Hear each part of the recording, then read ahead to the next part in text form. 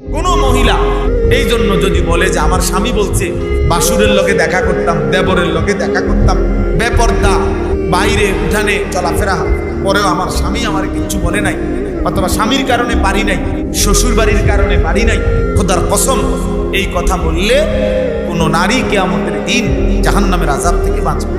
কোন স্বামী যদি বলে আমার স্ত্রী, আমার ছেলে মেয়ে আমার এইভাবে চাপ দিছে যে আমি সুদ না লইয়া পারছি না, তারার চাপে পইরা আমি কিস্তি লইতে হইছে শেষ পর্যন্ত, তারার চাপে পইরা আমার হারাম, আমার তাদের প্রয়োজন পূরণ করতে গিয়া আমি মিথ্যা ওজনে কম দেওয়া ধোকাবাজি বাটফারি করেও কিছু কামাই করতে হয়েছে, না আমার সংসার চলতো না। এই কথা বলে হাসরের ময়দানে কোনো স্বামী জাহান্নামের আগুন থেকে মুক্তি পাবে। কোনো পিতা যদি বলে বাপ যে আমি আমার ছেলের কারণে আল্লাহর হুকুম মানতে পারি নাই, এ কারণে মাফ হবে না। কোনো ছেলে যদি বলে আমি আমার বাবার কারণে আমি আল্লাহর দ্বীন মানতে পারি নাই, এ কারণে হবে না মাফ। এই কারণে জাহান্নাম থেকে মুক্তি মিলবে না।